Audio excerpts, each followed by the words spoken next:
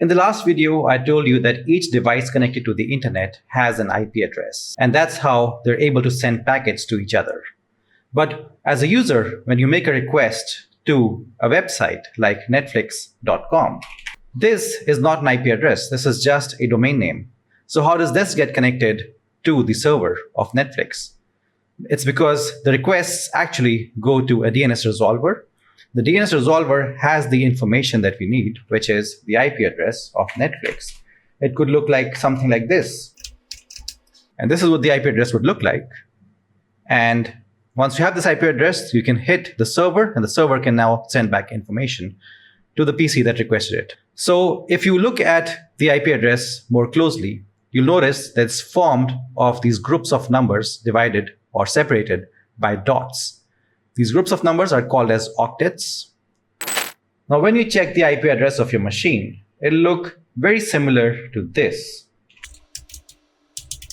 And along with the IP address, you'll get something called as a subnet mask, and you'll get a default gateway.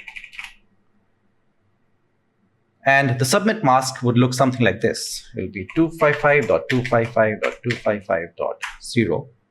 And the default gateway would be 192.168.1.1.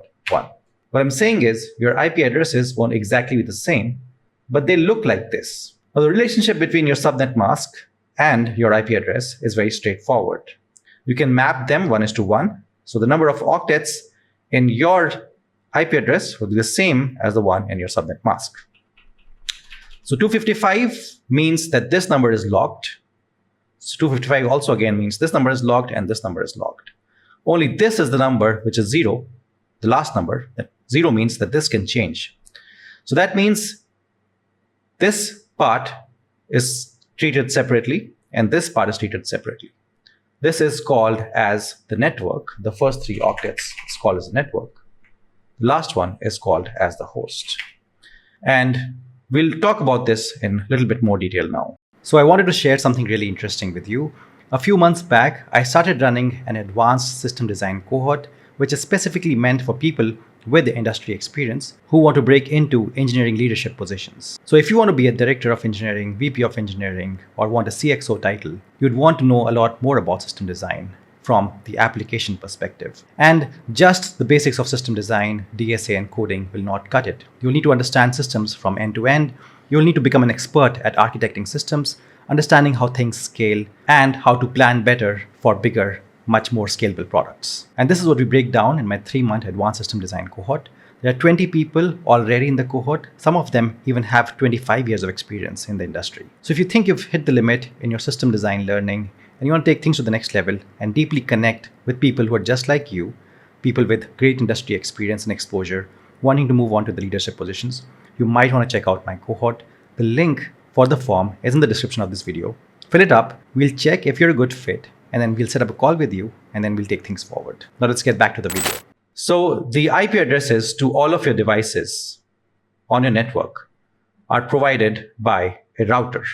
So the router assigns an IP address to your fridge, to your Apple Watch, to your PC, and to your phone. And the IP addresses, they look very similar. They look like this. Right? And this will be something like 211. This would be 201. And this could be 38. One thing to notice here is that the first 3 octets, which is 192.168.1, these 3 are common for all of your IP addresses. That's because they're on the same network. And that's why we were calling this as the network part of the IP address, the first 3 digits, the first 3 octets. The last one is called the host. So the last one is the only one that's changing, as you can see. So that means if there are 2 devices on the same network, they can communicate very easily because they belong to the same network. And that's determined because the first 3 octets are the same. And if the PC has to connect to an external device or an external network, then the router, or which is basically a default gateway, is going to check what are the first 3 octets. If it looks like it's in the same network, then it'll just pass it around in the same network. But if it looks different, like for example, it will be 52.234.91.9, then this means that this network is completely different because the first 3 octets are very different. They're not in the same network. So the router will send this to the external networks. One important thing to note here is that all of the numbers lie between 0 and 255. That means all of the octets, they will never exceed 255, and they'll obviously never go in minus. So IP addresses are always positive, and they do not exceed the value of 255 in each of these octets. Now, there are 2 types of IP addresses. We have the IPv4 and IPv6.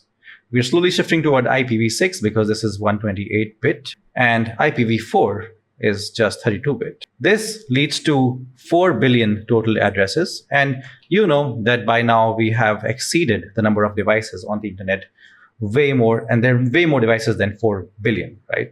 So this is why we need IPv6, because the total number of devices you can get with IPv6 is a lot more. And you actually get 340 trillion different combination of addresses from IPv6. So now that we're clear on how IP addresses work, we can go on to the next part.